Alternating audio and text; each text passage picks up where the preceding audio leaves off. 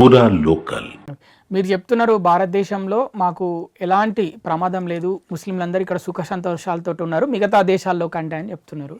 మరి ఒక ముస్లిం అమ్మాయిని ఒక హిందూ అబ్బాయి లవ్ చేసి పెళ్లి చేసుకుంటే ఆ విషయం పైన మీ అభిప్రాయం ఏంటి? అది వారిద్దరి యొక్క భావనలు, వారిద్దరి యొక్క ఫీలింగ్స్ అవి. వారిద్దరూ ఒకరిని ఒకరు అర్థం చేసుకున్న తర్వాతనే వాళ్ళు పెళ్లి చేసుకొని ఉండొచ్చు. ఫస్ట్ పాయింట్ ఇది. అలా చేసుకున్నారు అంటే మనం చూడాల్సింది ఏమిటి అంటే వీళ్ళ కులం ఏమిటి, వీళ్ళ మతం ఏమిటి అనే యొక్క వాగ్వాదానికి మనం దిగకూడదు. అబ్బాయి మంచివాడా, అమ్మాయి మంచిదేనా, ఇద్దరు కలిసి జీవితాన్ని సంతోషంగా కొనసాగిస్తారా, అయితే వాళ్ళను మనం అప్రిషియేట్ చేయాలి, ముందుకు సాగనంపాలి. అలా కాకుండా ఇతర మతస్థుడు మా అమ్మాయిని పెళ్లి చేస్తున్నాడు కదా అని వానికి చంపేయడము, అలాగే మా ముస్లిం అమ్మాయిని హిందూ అబ్బాయి ఎత్తుకుపోయాడు కదా అని వానికి చంపేయడము, అలాంటి పనులు మనము చేయకూడదు. ఎందుకంటే వాళ్ళిద్దరికి ఆ విషయం తెలియదా? కంపల్సరీగా తెలుసు. అలా అని నేను దీనికి ప్రోత్సహించట్లేదు. అందరూ కూడా ఇలాగే చేయండి, లవ్ మ్యారేజ్ చేసుకోండి, పారిపోండి అని నేను దీనికి ప్రోత్సహించట్లేదు. ఒకవేళ తప్పని పరిస్థితుల్లో అలా జరిగితే వాళ్ళకు మనము కూర్చొని నచ్చజెప్పాలి. వాళ్ళిద్దరికి కంపల్సరీగా పెళ్లి కూడా చేయాలి. తల్లిదండ్రులు ఎవరైతే ఉన్నారో, కుటుంబ బాధ్యత ఎవరైతే వహిస్తున్నారో వాళ్ళకు మళ్ళీ పెళ్లి చేసి వాళ్ళకు స్వీకరించుకోవాలి. అంటే కొంతమంది రోడ్ల మీద రీసెంట్గా చూస్తున్నాము, కొన్ని అంటే న్యూస్ విజువల్గా కూడా చూస్తున్నాము, వీడియోలు. ముస్లిం అమ్మాయితోటి హిందూ అబ్బాయి బైక్ మీద తిరుగుతుంటే ఆపి హిందూ అబ్బాయిని కొడుతున్నారు చాలా ప్లేసుల్లో. మరి ఆ విషయం పైన ఏమంటారు? నేను కూడా చూస్తున్నాను. చాలా మంది ముస్లిం అబ్బాయిలు హిందూ అబ్బాయి ముస్లిం అమ్మాయిని బైక్ పై కూర్చోబెట్టుకొని తీసుకెళ్తున్నాడు అంటే వాళ్ళపై దాడి చేస్తున్నారు, కొడుతున్నారు. కొంతమంది అయితే చంపేస్తున్నారు కూడా. దానికి నేను ఏ పరిస్థితుల్లో కూడా అంగీకరించను, సహించను.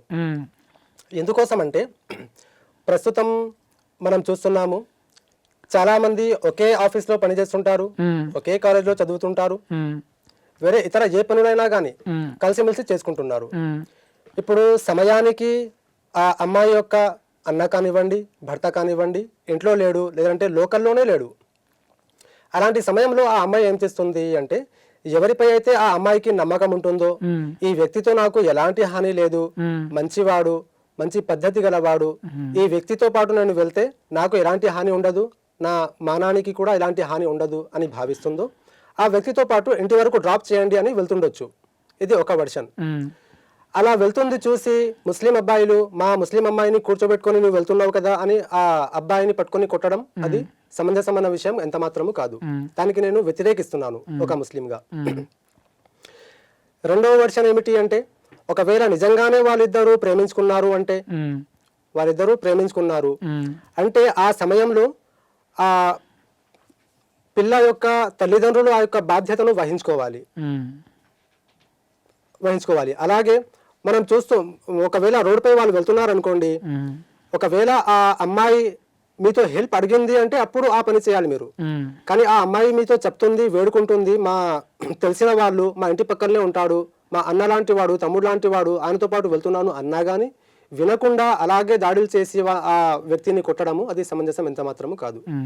ఒకవేళ వాళ్ళిద్దరు ప్రేమించుకుంటే తల్లిదండ్రులు బాధ్యత వహించాలి, వాళ్ళిద్దరిని కూర్చోబెట్టుకొని నచ్చజెప్పాలి. ఆ రెండు ఫ్యామిలీస్ కూడా కూర్చొని వాళ్ళిద్దరికి నచ్చజెప్పాలి. అది కూడా కాకుంటే వాళ్ళిద్దరూ ఒప్పుకోకుంటే అప్పుడు ఆ రెండు ఫ్యామిలీస్ ఏం చేయాలి అంటే ఒక ఒప్పందానికి వచ్చేసి ఆ ఇద్దరు పిల్లలకు పెళ్లి చేసేయాలి. అది మన నిజమైన సాంప్రదాయం. ఇది మన సాంప్రదాయం. సంబంధం లేదు. లేచిపోవడము, పారిపోవడము ఇది మన భారతదేశం యొక్క సంస్కృతి సాంప్రదాయాలు కావు.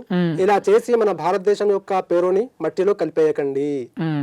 అంతే. అంటే ఇకపైన ఇలాంటి చిన్న చిన్న విషయాలకు పెద్దగా రియాక్ట్ కావద్దని చెప్తున్నారు. అసలు కాకూడదు. ఓకే.